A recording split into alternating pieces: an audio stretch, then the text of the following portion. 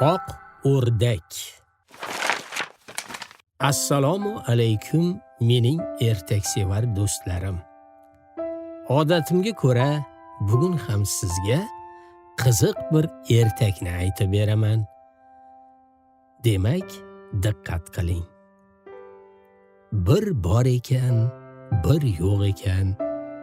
Qadim o'tgan zamonda navqiron Rus knyazi juda go'zal qizga uylanibdi. Ammo to'ydan ko'p o'tmay safarga chiqishga majbur bo'libdi.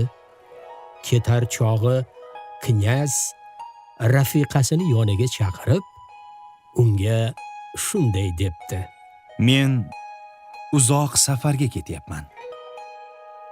Seni yolg'iz qoldirishga majburman. 2-3 kunda qaytaman. Sendan yagona iltimosim, men kelguncha xonangdan tashqariga chiqmay tur. Va imkon qadar hech kim bilan gaplashma. Aytganingizdek qilaman. Safaringiz bexatar bo'lsin. Oy borib omon qayting. Oq yo'l. Shu bilan knyaz jo'nab ketibdi. Knyajna esa xonasiga qamalib olib, tashqariga chiqmay qo'yibdi. Oradan ozmi, ko'pmi vaqt o'tib, uning yoniga bir ayol kelibdi. U aslida jodugar bo'lib, sodda va ko'ngilchan ayol qiyofasiga kirib olgan ekan. O'sha jodugar knyaz xotinini avrab, mehribonlik bilan gap boshlabdi. Nimaga bir o'zingiz bu yerda zerikib o'tiribsiz? Axir bog'da sayr qilsangiz bo'lmaydimi? Ozgina bo'lsa-da chalg'ib, biroz ko'nglingiz yozilar edi. Yuring, sizni o'zim aylantirib kelaman. Hoynahoy diqqinafas uyda o'tiraverib, zerikib ketgandirsiz. Knyazning xotini uning gaplariga uzoq vaqt unamabdi. Chunki eriga bergan va'dasini buzgisi kelmabdi. Ammo jodugar uni shirin so'zlar bilan avrayvergach, ko'nishdan boshqa iloji qolmabdi. Ha mayli, bog'da biroz sayr qilsam hech narsa bo'lmas. Aylansam, aylanib kela qolay. Shu bilan sodda ayol jodugar hamrohligida bog'ga yo'l olibdi.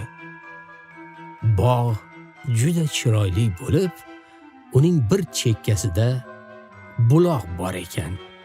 2 ayol sayr qila turib, uni ko'rib qolishibdi.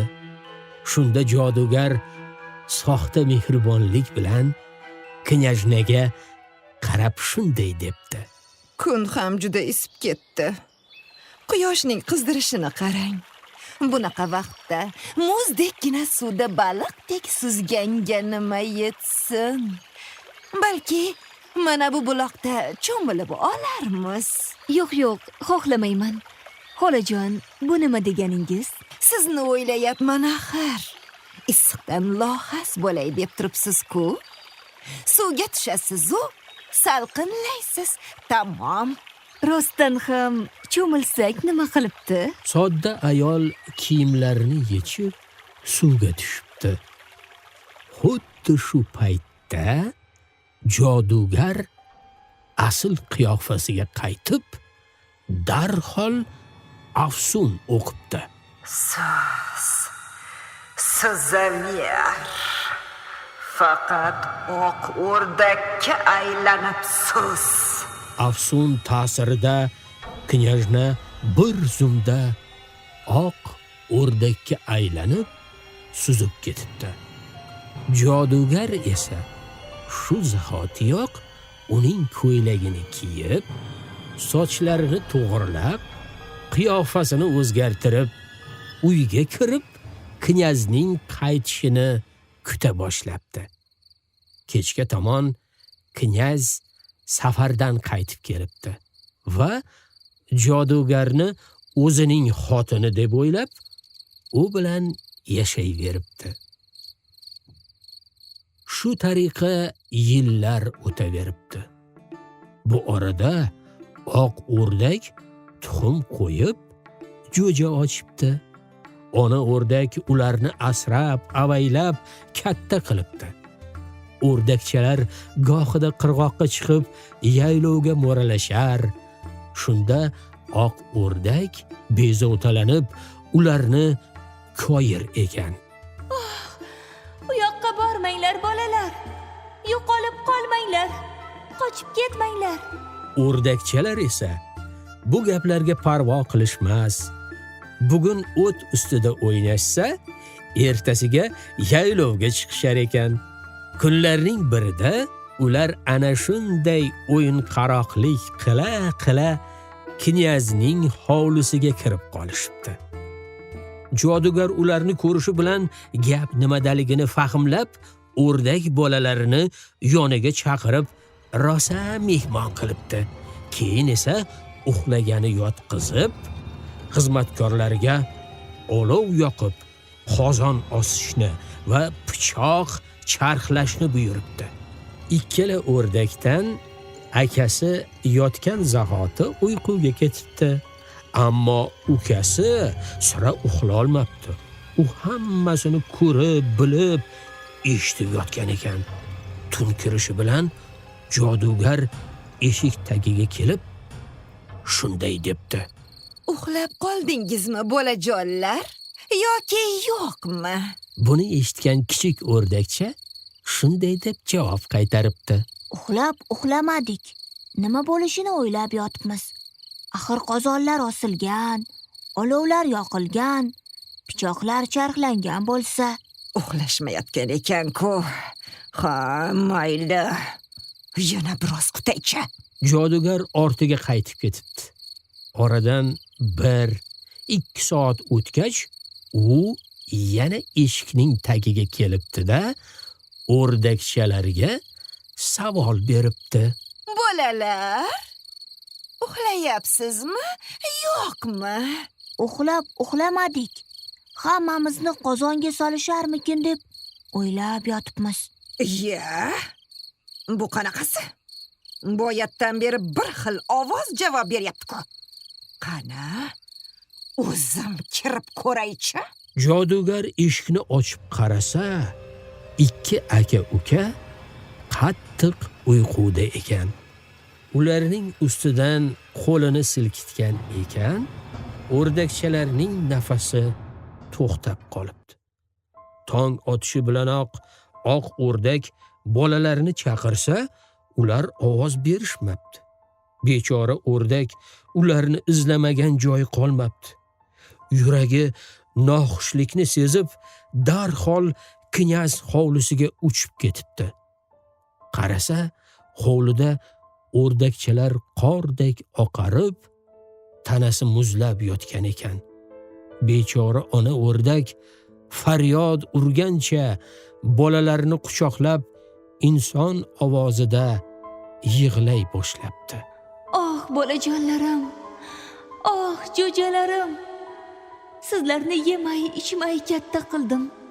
Ko'z yoshim bilan sug'ordim. Tunlari uyquga to'ymadim. Shirin luqma yemadim. Bu vaqtda knyaz deraza yonida turgan ekan. U o'rdakning nolasiga biroz quloq solgach, haqiqiy xotinining ovozini tanib, shunday debdi: Vojab! Qoyil! Xotin! Mo'jizani qara! O'rdak gapiryapti. Sizga shunday tuyulgandir. Hech zamonda o'rdak ham gapiradimi? Hoy, xizmatkorlar, hoziroq o'rdakni hovlidan haydab chiqaring. Xizmatkorlar o'rdakni haydab yuborishibdi. U esa bolalarning yoniga yana uchib kelaveribdi. Oh, bolajonlarim. Oh, jo'jalarim. Qari jodugar sizni halok qildi. Qari jodugar zaharli ilon meni va sizni otangizdan ayirdi.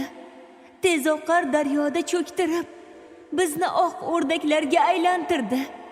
o'zi esa mazza qilib yashayapti.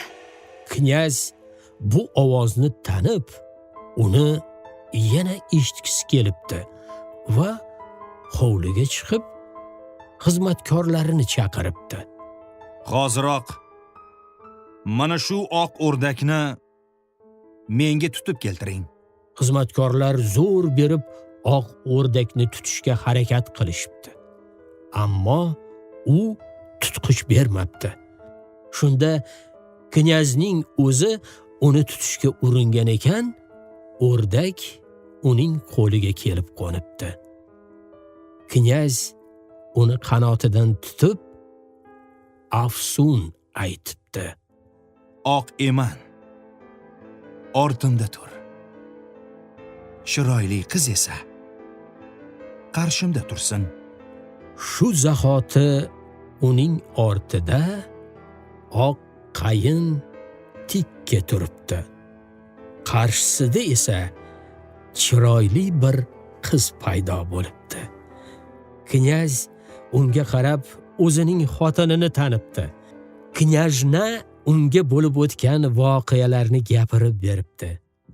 Knyazning buyrug'i bilan zag'izg'onni tutib, bo'yniga ikkita kichik shisha idish bog'lashibdi va biriga hayot suvi, ikkinchisiga esa gapirtiradigan suv solib kelishni buyurishibdi. Qush darhol uchib borib, suvni olib kelibdi. O'rdaklarga hayot suvini sepishgan zahoti ular bir silkinib, inson qiyofasida hayotga qaytishibdi. Gapirtiradigan suvni sepishgan ekan, tilga kirishibdi. Shu bilan oila jamul jam bo'libdi va birgalikda baxtli hayot kechirib, yomonliklarni unutishibdi. Jodugar bo'lsa, munosib jazosini olibdi. Shu bilan oq o'rdakning musibatlari tugabdi. U bilan birga ertagimiz ham yakuniga yetdi. Qissadan hissa shuki, muammo va qiyinchiliklar abadiy emas. Agar yoningizda yaqinlaringiz va yaxshi odamlar bo'lsa, ularni osongina yengib o'tish mumkin bo'ladi.